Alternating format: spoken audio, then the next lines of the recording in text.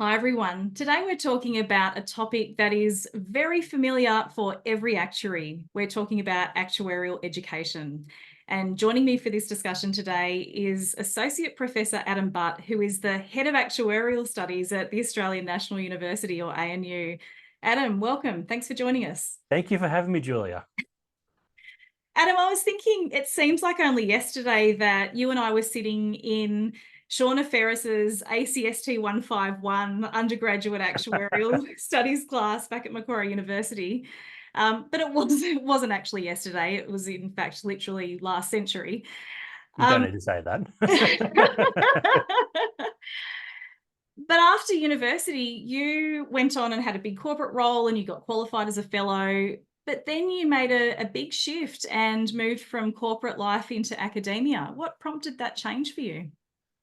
So when I was at university, I was doing part-time work as a maths tutor, and I guess what I really enjoyed most about that was the moment of the student learning something new, having a breakthrough that a concept that they hadn't understood, they now understood. And my part in that process of finding different ways to push the student down that path. And I found it very rewarding. So I sort of knew, even at that stage, that I had an interest and perhaps a bit of an aptitude towards teaching. I'd also had a number of conversations with John Shepherd, who was our actuarial control cycle lecturer, a name that you'd be well familiar with. I think it's a name that a lot of people who are watching this would be well familiar with, about the idea of getting into teaching at some point in time.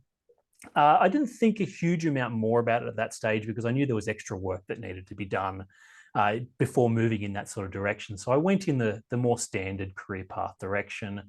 And I found myself in that role, I found myself a little bit like a really small cog in a very, very big wheel. And it wasn't quite clear to me exactly how my contribution fit in to that very, very big wheel. Now, that's absolutely no negative against Aon, who I was working for at the time. My colleagues were wonderful. I had a really good time working with them, but it just wasn't quite the right fit for me personally. One of the things I really, really enjoyed about tutoring and then teaching is you very, very clearly see the fruits of your work very immediately as well. You're having a conversation with a student and you can see the light go off in their eyes when they get something they didn't understand before. And I found myself really wanting that again. So really, really wanting to feel that immediate impact of what I was doing. And so I guess that was the catalyst for going back and investigating it a little bit further. And I was lucky enough at that point in time that a job opportunity at ANU came up. Back 20 years ago, when this was happening, there wasn't such a need to have a PhD already. I was able to do a PhD part-time whilst commencing the job at ANU.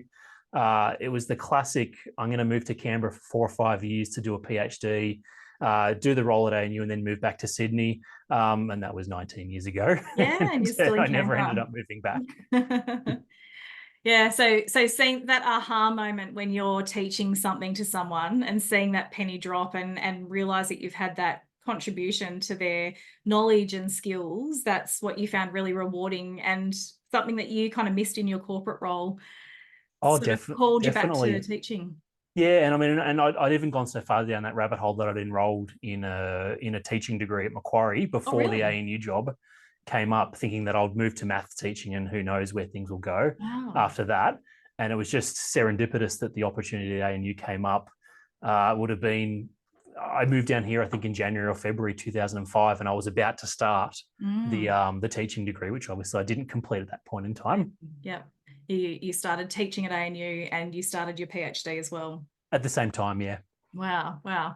So you went from your fellowship exams straight into a PhD and a brand new industry and a brand new job. That sounds like a Oh, it big was actually challenge. really I was actually lucky in a way. I did my last fellowship exam in 2004, knowing that I had intended probably to move into either academia or teaching at that Okay. stage. And so I was probably the least stressed fellowship. It was part three at that stage. I Right. was the least stressed part three student ever because I sort of had in mind, well, maybe I'm not actually even going to use this fellowship Wow. anyway. And so Yeah. I didn't stress out about it at all. I still tried, obviously, still passed the You exam, passed. but I Yeah. wasn't overly concerned about what the outcome was. So Yeah. it Wow. was You had nice. a different plan in mind. Yeah. Yep. So, Adam, it sounds like you really had that calling to teaching, as many teachers and great teachers do. That it's a calling, and there's something, um, that immediate reward of being able to teach someone something that was something that you really wanted to do. It fits my personality. It's Yeah. your personality. Yeah. Okay. So, talk to me a bit about your philosophy on teaching and education. So if you'd asked me that question, say 15 years ago, about philosophy of teaching and education, I would have thought that that was a very public service sort of question, looking at synergies and every other buzzword that you can possibly think of. Mm. Um, living in Canberra, you joke a lot about public service speak, and philosophies on things is absolutely a bit of a public service speak. Um, I was very lucky that I was able to enroll in a Master of Higher Education at ANU just after I think I finished my PhD. And I believe I was the very last person to graduate from that degree at ANU before Really? they canned it. Okay. But the structure of that degree was a lot of personal reflection and investigation on teaching philosophies. And I learned a huge amount Mm. during that process. And I think that the book that affected my philosophy on teaching the most was a book by John Biggs and Catherine Tang called, I'm going to have to look behind me now, it's in my It's on list your of books up here, bookshelf. Teaching for Quality Learning at University. Okay. And I read that as part of one of the courses I was doing in the Master of Higher Education. And it talked a lot about a concept called constructive alignment. Constructive alignment. Yeah. Okay. So you start with what you want the students to learn, and Mm. that is at the forefront of absolutely everything you do. That Mm. drives the learning outcomes that you write for the course, Mhm. and that's your starting point. Then you move to assessment, and you go, okay, cool. How do I design a piece of assessment that ensures that I'm assessing the learning outcomes that I have written to Yep. start with? And then I move back from that assessment to the teaching activities. And I think, how do I design teaching activities that give students the best opportunity possible to succeed at that assessment, which is Mm. measuring whether they met the learning outcomes or not? And that, whilst I might have been doing that a little bit to start with, I'd really never thought of it from that perspective before. I'm thrilled to see that the Institute has moved in that Mm. direction in the last 5 years or so. We would both remember back doing part 3 exams, those horrible moments when you open an exam paper and you look at a question and go, I've never seen this before. Yep. So Yep. what is going on? How do I answer this question? Yeah, because a volunteer fellow who had done a great job of coming up with a great exam question, but maybe has 15 or 20 years experience and hasn't been involved in the teaching, has written this really interesting and maybe topical exam question. But as students, it was quite a disconnect from what we learnt. And when I say learnt in air quotes, because our learning was a matter of getting a copy of the textbook and reading through it and maybe going to a couple of tutes and then turning up to an exam.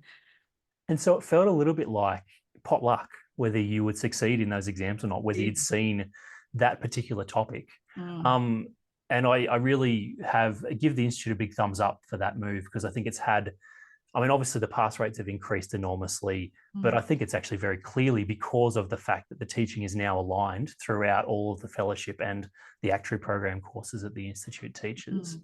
So that had a really big impact on the way I approach course design. And I'll talk a little bit more about that later, probably. Mm. But that's that's the teaching philosophy, I guess. There's Mm. also an education philosophy as Okay. well. And to me, the key element of education is it's all about what students learn. I don't really matter. I do, because I can design courses that help students to learn. But realistically, the goal is that students learn the learning outcomes. And so Mm. if my courses and my teaching are not doing that, then I'm doing something wrong. Mm. So often my goal is to get out of the way Mm. in terms of providing opportunities for students to learn, giving them the tools they need to learn, and being a resource for them to assist them in their learning, Mm. but making sure they've got the space they need to succeed in their learning. It's all about students, not about me. All about students. That's really interesting, Adam, because often you do see teachers who are often called to the profession because they want to help, but they also want to impart all of their wisdom and knowledge, and they see themselves as kind of the head of the classroom or the head of the learning. When you say you need to get out of the way to facilitate student learning, what does that look like? How do you do that? So I do think that teaching has a performative element sometimes. Hmm. Largely, that performative element is about inspiring students, usually. Um, Once that part has been done, that's when the teacher needs to get out of the way and give the students the opportunity to take that inspiration and turn Mm. it into things that they've actually learned. And Mm. so it's about designing learning activities that are really interesting, designing activities that give the students the opportunity to get feedback on what they're doing, how whatever that feedback might look like, making sure your assessment is aligned with that as well. So I guess I see the performative aspect being mostly at the inspiration point, but then after Inspiring. that, that's when I need to get out of the way. Yeah. Yeah. Yeah, and I think students learn so much more when they're doing things themselves rather than just passively listening to someone talking at them. So, I mean, most of us feel that way, whether we're students or teachers, but Definitely. And one way that I sort of address that issue in a big class size, because it's quite difficult in a big lecture to get students active learning. It's effectively what you were just yeah, talking about before. yeah. So I find the student to student interaction is probably the most important aspect of those Hmm. classes, because I can't interact individually with every student in my No. class. But if I require students to interact with each other, then they're testing their learning constantly in terms of, firstly, whether I can make a coherent argument to a colleague, and secondly, whether my colleague understands that or Mm. not. Mm. It's a really strong way of bedding down some of the learning that students might be doing on their own to start with. Mm. Mm. Yeah, excellent. I'm just reflecting on my own experience teaching CMP this semester, where I've got 180 students, and clearly I can't do that one-to-one like you've just described, with everyone, like you have that as well.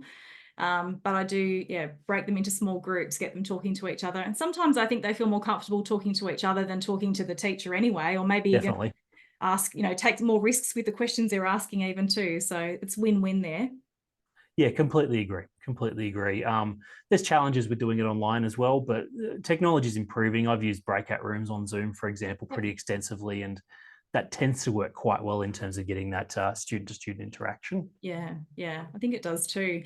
And thinking about some of the, I teach a lot of not just postgraduate, but kind of more professional type, leadership training, that kind of thing.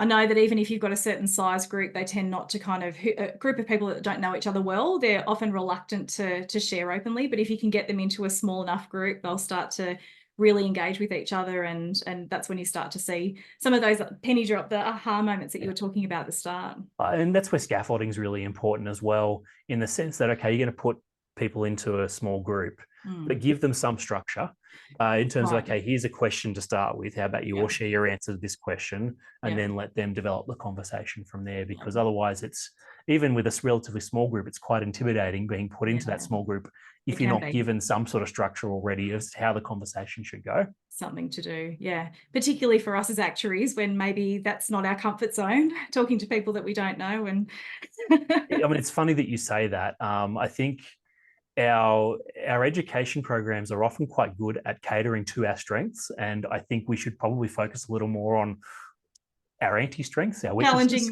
challenging some of those things that So aren't strengths. Yeah. I teach a capstone course at ANU, and one of the key elements of that is group work, and the students hate it, absolutely hate it, Mm. because I randomly allocate the groups as well. Right. They're not even groups of Not their with your friends. choice, but I explain very clearly at the start of the class what the reason is for structuring the course that way and what I hope they're going to get out of the experience. Yeah. And I've been around the block for long enough now that I can cope with slightly lower student ratings I get for putting students out of their comfort zone. Yeah. Yeah. So even if they're not as happy about it, you're still aligned with your teaching and education philosophy of that constructive alignment. So you're setting things up so that they're meeting what you want them to learn, and Yep, you're getting out of their way so that they can learn it. So absolutely. Yeah. yeah, fantastic. Okay, so I know you've also spoken and written about this idea of representation across the profession, whether that's around male-female balance or broader representation around ethnicity and age and other demographic factors. We still have a male-dominated profession. I mean, I think it's gotten better than when we first started out back at Macquarie University. But what do you think could be done to improve that gender and I guess other representation across actuarial student cohorts? I'll start that question by a disclaimer. My wife would want me to put this disclaimer in. I am Okay. aware of the irony of a middle-aged white man talking about representation. I am well aware of the irony. So let's get that. Let's out. put it, yeah, I accept that. But as a teacher, and a teacher, as you, in your words, has been around the block a few times. Yeah. What are you noticing? What do you think we could do? So some numbers are a good place to start because that's what we do. A third of in the highest level of Year 12 mathematics across the country, a third of students are female, Okay. 2/3 are male. At ANU, and I think this is broadly representative of universities around Australia as well. I've done some work with Leonie Tickle at Macquarie, looking at their data as well. The proportion of domestic students who are female is a third. Okay. So those numbers are actually not too bad. Mm. If you compare us with other sort of mathematically dominated professions like computer science and engineering, we actually do far better than what those professions do in terms of the proportion of women in the profession. So that's not too bad an outcome. Now, in terms of improving that outcome, I always think of this from a bottom-up or a top-down approach. The bottom-up approach is, well, what's happening to lead to only a third of Year 12 students being girls? I don't think that we have a huge amount of control over that as a profession. That is a big, big, big societal challenge. Yeah. I've done a bit of reading on the reasons behind that. I mean, having a Year 8 daughter who is pretty good at mathematics means you're interested in why these sort of numbers look the way they are. There are reasons, I won't go into that now, but I don't think we have a huge amount of control over that. Interestingly, our our international cohort is 60% women. Really, 60%. More than so the majority of international students studying actuarial studies are female. Yep. Wow, I didn't know that. So that means that the socialization reasons are not global. I think to some extent they're Western rather than global. But again, I don't think we necessarily have a huge amount of control over that. So then we've got the top down sort of, well, how do we get women into the profession? The ones who have the capability, how do we get them into the profession? There's a lot going on in that space. And I actually think the profession generally does a pretty good job in that space. Anecdotally, I have a lot of conversations with students towards the end of their degree who are thinking about their career options. And a conversation I pretty much exclusively have with women and not men is, I've got 2 job offers, I don't know which one to take. Right. So the impression I get, and this is not based on data, the impression I get is that employers really, really want to hire women and diversity more broadly as well. So I think two actuarial job offers. Yeah. 2 actuarial job offers, and they don't know which one to take. Okay. My answer to them usually is, it matters less than you think it does. I understand why. You feel like it matters a lot, but it probably doesn't matter that much. Anyway, putting that to the side, I think we're doing a reasonable job. Now, looking at getting women into the degrees, one thing we've focused a lot on at ANU is making sure that we are visiting schools where there are a good number of girls who are doing well at mathematics and presenting the profession in a really, really positive light. And the sorts of anecdotes I just described to you now work really well in those sorts of environments, explaining to girls who are really good at maths, who aren't sure what they want to do with their maths, hey, this is a career that you'll actually get to use your maths, you'll get to contribute to society, you'll earn good money, and you'll be wanted as well. So we spend quite a bit of time, and even when I go to co-ed schools, I have a moment of, hey, I'm just going to speak to the girls for a moment, because I think this is important. You mentioned representation before. I think that's really, really important. I confess I did run the numbers on your previous podcast to have a bit of a look of, and the representation of your podcast is fantastic. Like, it's not just women versus men, it's people with different colored faces, different ages, and all that stuff is really, really important, because I know that as a lot of people, they enter the profession by looking up to someone who has done it before, and they want to identify with that person. the best way for them to identify with that person is if they have the same gender, if they have the same color. So if we're providing examples of that in terms of that representation, that means that everyone who might come into the profession has someone they can look up to and identify with in that That's way. so powerful. I've heard that saying, you can't be what you can't see, or yeah. So I guess, creating, as we become a more diverse profession and as we support diversity in the profession, then I guess there will be more role models that people can think, oh, you look like me, or you sound like me, or I can relate to you. There is a bit of a challenge there, though, because it means that we tend to be asking our women to do a lot of this work, if that makes sense. That's true. I hadn't thought about it like that. And I'm aware of that in university, that the women we have in our department, I'm often asking them to do things with high school because I think it's important from that identification point of view. But it does put quite a burden on them to be that person to be identified with, both in terms of time, but also, I guess, in terms of pressure as well. So I'm aware of that. There's a little bit of a challenge there in making sure we're not putting too much of a burden on our women or what other places of diversity, in terms of not putting too much of a burden on them. Yeah, it's a good point, Adam. And I think we still have that sort of 2-to-1 male to female ratio across the profession.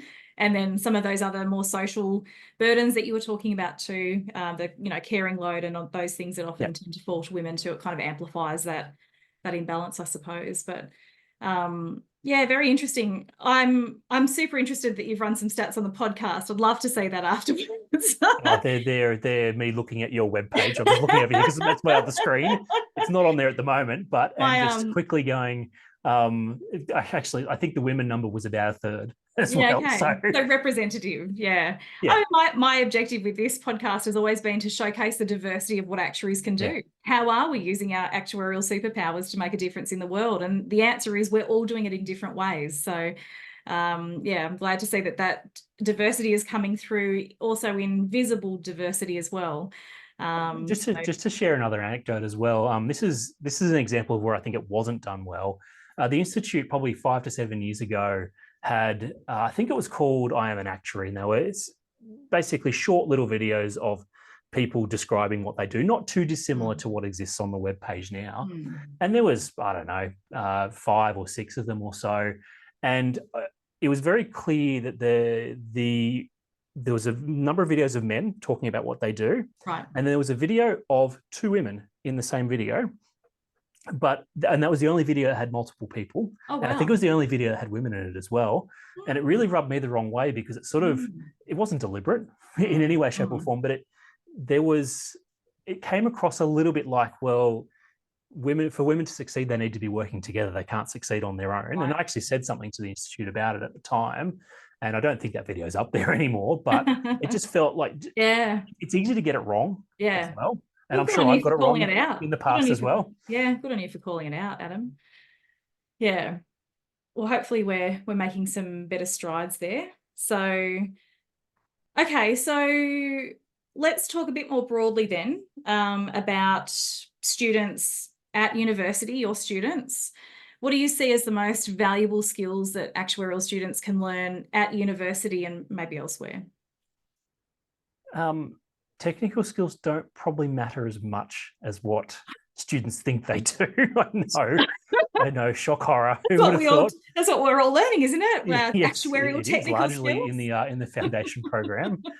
I often use an example with students I'm speaking to about this issue in terms of what employers are looking for. And I use my 2 hands. This is my technical skills. These are my non-technical skills. And I say, you won't succeed if you're like this. If your technical skills are up here and your non-technical skills are down here, that's not going to work. Yep. Bringing this down a bit is fine, as long as this is coming up here. Yep. And for those listening to this on the podcast, you've got your hands, and you're sort of going technical skills versus other skills. If they're even, but having strong technical skills and really weak non-technical skills doesn't work. And we attract students who think that way, who think in terms of technical skills are everything. And so I guess to more directly answer your question, I feel like probably the most important thing students can learn, both at university, but also in their early career, is to learn about themselves, learn about what their strengths and weaknesses are, Mm. learn about what they really like, what they really don't like. I was able to learn through my early career in industry what worked best for me as a career. Mm-hmm.